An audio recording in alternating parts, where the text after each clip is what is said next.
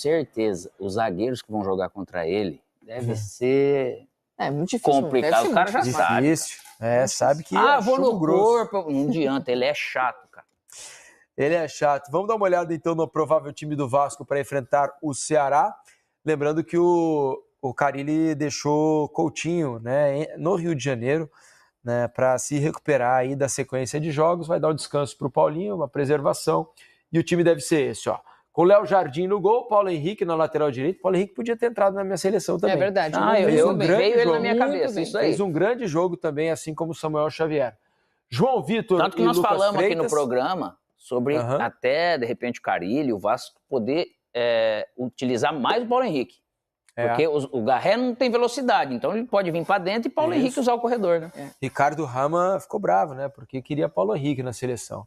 João Vitor e Lucas Freitas, dupla de zaga, né? E o Lucas Piton na lateral esquerda. Meio campo com Hugo Moura, Paulinho ou Jair, a dúvida ali, e o Payet no lugar do Felipe Coutinho. Garré de um lado, Nuno do outro e o Verratti na frente. Então o Vasco vai tentando arrumar uma cara, o Carille tem tentado manter aí uma base, né, para que o Vasco encontre um caminho dentro do Campeonato Brasileiro. Eu sou capaz de dizer que ele deve pôr, de repente, esses 3 homens de meio campo ali, porque jogo fora de casa. Ceará é um time forte, organizado, bem saudável. Pode até ser com o Payet, mas aí que tá o detalhe. Eu não sei se ele vai confiar nisso de início, mas assim, há que se dizer, o Payet ele tá mais fino, porque tá chegando perto do contrato final, né? E ele tem corrido mais, cara. Ele não tá naquela preguiça que a gente vê até do Memphis Depay, sabe? Aquela coisa que a gente já viu dele.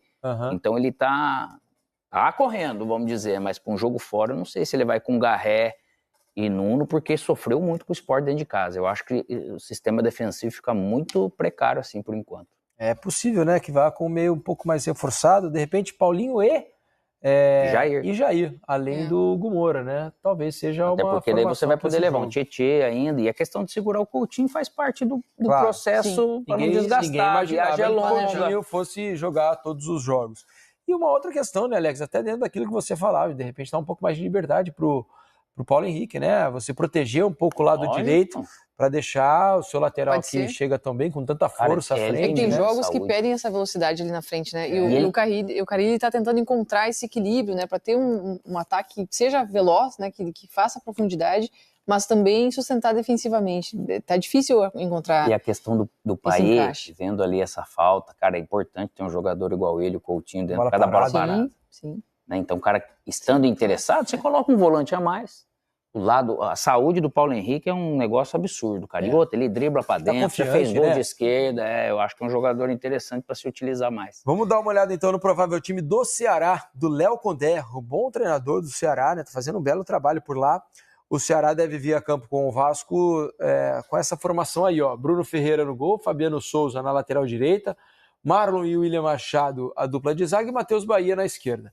Fernando Sobral, Dieguinho, Matheus Araújo no meio campo, com o Galeano do lado direito, o Ailon do lado esquerdo. O Ailon fez um golaço lá em Caxias. O Ailon, né? E o Pedro Raul, que também vive bom momento no ataque. O Matheus Araújo que entrou no segundo tempo no jogo em casa e depois contra o Juventude também. Um jogador também saudável. Você vê, um time só o técnico, muito forte, cara. Só o técnico não é o Fábio Matias. É isso, hein, Fábio? Você ganhou, você tá com moral, hein? O treinador do Ceará é o Léo Condé. O Ailon e Pedro Raul jogando muito bem, né? Que 2 jogadores de muita qualidade, que o Pedro Raul tá fazendo um excelente ano, um excelente desde que chegou, né? Desde o primeiro jogo, fez gol, pegou confiança, sabe que vai jogar, sabe que pode errar. Jogador quando é assim... Ele sabe que ele pode errar, que ele vai continuar como titular, né? Não precisa ficar lá buscando bola e tal, parece que a bola te procura sendo assim. Sim. É isso, a gente tá vendo gols do Ceará, jogadas do Ceará ao longo do Campeonato Brasileiro. O gol no momento final contra o Grêmio. Isso, já sem goleiro. Olha o também argentino Caleri aí, em 7º, com 40 gols marcados. O paraguaio Romero é o 14º, com 30 gols. Mas tem um pirata louco para roubar posições nessa lista. Verratti marca mais um. São 6 gols nos últimos 6 jogos. Ele desequilibra. Com os 2 que fez na vitória do Vasco contra o Sport, Verratti chegou a 25 gols marcados. Entrou no top 20 dos estrangeiros com mais gols no Brasileirão. E quer mais. Mas quando eu também toco a fazer gol e ajudar o time para que ganhe. Olha, a tendência é seguir subindo, né? 2 artilheiros do Campeonato Brasileiro nesse momento com 3 gols são estrangeiros. Arrascaeta e o Verratti, que está sempre sendo fundamental para o time do Vasco. Eu tenho um desafio. Tem cabeceador melhor que o Verratti jogando no Brasil? Eu sei que não. Na América do Sul, acho que não. No continente, tem? No mundo? E aí? Pensa mais um pouco enquanto eu chamo o Tébaro Schmidt, setorista do Vasco no GE. Globo, para falar de mais uma vitória do Vasco, né? O Vasco já se prepara para um jogo amanhã. O primeiro jogo da 4ª rodada acontece nessa terça-feira contra o Ceará, Tébaro. Mas falar um pouco do que já passou, né? Do fim de semana e dessa sequência de resultados positivos do Vasco, do Fábio Carille. Uma vitória importante, claro, mais uma vez com o protagonismo do Pirata. Tudo bem? E a minha pergunta é, se é a ponto de mudar o patamar. O time do Vasco hoje ele é diferente muito por conta do Verratti. Acho que é um cara que tem um aproveitamento assustador dessas bolas aéreas. A gente pode debater se é algo que o Vasco tem como repertório único, né? A falta de outras possibilidades. Mas, enfim, quando a bola aparece na área para o Verratti, ele tem aproveitado. Mas o lado do Coutinho também, de ser esse cara, de ser esse cérebro do time, acaba sendo importante também nesse momento, né?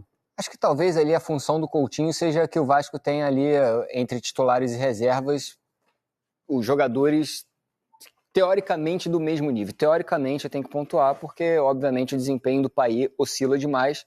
O Coutinho é o titular absoluto, até pela significância do jogador para a equipe do Vasco, mas teoricamente, titular e reserva ali nessa posição, o Vasco está ali no mesmo nível. Espera-se mais do Payet, obviamente, e o Coutinho também imagina-se que vai conseguir um desempenho melhor a partir do momento que o time tiver mais mecanismos ofensivos.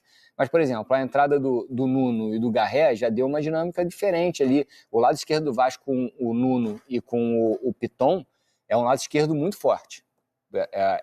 Construiu-se um lado esquerdo bem forte com o Nuno e com o Piton ali, principalmente para a construção de jogo, até porque o Coutinho encosta muito ali naquele setor para fazer as dinâmicas ali pelo lado esquerdo do Vasco. É um controle. Eu já achei que o Vasco tinha controlado a carga dos jogadores no jogo contra o Corinthians para pegar uma sequência difícil. Mas o Coutinho, obviamente, é um caso singular na equipe do Vasco que precisa de um olhar mais atento. Contra o Corinthians foi o time quase tudo, né? Agora são os casos específicos de dosagem de minutagem, Ramon. A gente falava também da necessidade, da carência que o Vasco tinha ainda lá na central do mercado, dessas peças para o setor ofensivo, para o lado de campo, enfim.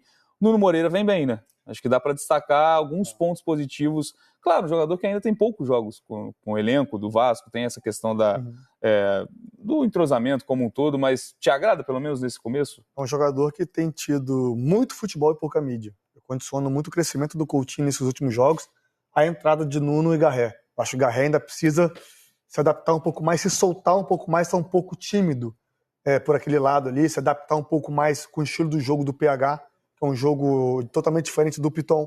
É um jogo mais de força, um jogo mais de passagem, de condução de bola em velocidade. O lado esquerdo do Vasco, não. Eu tenho o Nuno Moreira, para mim, um facilitador de jogadas. É um jogador que chegou num ritmo diferente, taticamente falando, fisicamente falando. Ele é um cara que, assim, dificilmente ele estraga uma jogada. Ele sempre dá sequência numa jogada, seja com toque, seja com drible ou apenas com movimentação, abrindo espaço para o Piton, se aproximando do Coutinho. Ele tem dividido essa responsabilidade de criação com o Coutinho e ajuda num jogo associado por dentro. Garré e Nuno se aproximando do Coutinho, dá ao Coutinho a possibilidade de fazer 1-2, de ter alguma movimentação desses dois. Ele conseguir finalizar aquela bola que a gente sabe que o Coutinho é muito bom, da entrada da área, deixa o Verratti mais confortável, para o Verratti conseguir se posicionar melhor na área. E até mesmo fazer algumas diagonaisinhas curtas já para finalizar. Do lado esquerdo eu estou com o Raed. O Vasco cresceu muito por aquele lado, com o Nuno participando, né? E o cruzamento numa jogada desse segundo gol foi espetacular. O Nuno rouba a bola, dá o Piton, rouba a bola, o Piton rouba a bola, dá para o Nuno conduz, o Piton acompanha, ele devolve o Piton, ataca o espaço na diagonal curta e cruza com o pé não dominante, com o pé ruim, com o pé esquerdo, achando o Verratti num excelente posicionamento. Questão da falta, eu também achei falta. Sim. Mas o juiz não deu, não tira o mérito da jogada. Mas esse momento do Coutinho se dá muito pelo Nuno. Os portugueses têm sido muito importante para o crescimento do Coutinho, pro crescimento da equipe e pro crescimento do lado esquerdo do Vasco. E também acho que foi falta, e acho que a gente tem que pontuar que um erro maior, para mim até grotesco, de não mostrar as imagens corretas do VAR. Acho que é mais um erro que a gente vê no Campeonato Brasileiro, onde o VAR não trabalha da forma correta. Acho que em campo é difícil até, dependendo do ângulo, o árbitro observar aquele contato. O VAR sai para isso. Exato, se teve uma carga exagerada, enfim. Sim. Acho que o VAR está pecando nesse início de Campeonato Brasileiro. Diga, Raí. Só para arredondar esse assunto, eu também achei falta, tá? Mas ontem no Sport TV News a gente estava vendo as imagens e o áudio do VAR divulgado, o jogador do Sport, o Cunha, Lucas Cunha, ele vai no árbitro e ele não fala em momento nenhum que ele foi atingido no rosto. Ele só fala, ele me deslocou. Então, o próprio Lucas Cunha sinaliza para o árbitro que ele tinha sido empurrado. E foi a visão do árbitro. Não, foi disputa de espaço. Não estou justificando, para mim foi falta. Uhum. Até porque não é o jogador que precisa falar o que aconteceu no lance. Mas o próprio Lucas Cunha, falando com o juiz, ele fala, ele me deslocou, não tinha como disputar a bola porque ele me deslocou. Em momento nenhum ele fala, o braço do Verratti foi no meu olho e me tirou da jogada. Se ele tivesse falado, talvez o árbitro pudesse ter interpretado. Chamava a atenção do árbitro, né? Para olhar especialmente aquele... Me dá o lance da mão no rosto. Poderia acontecer isso. Né?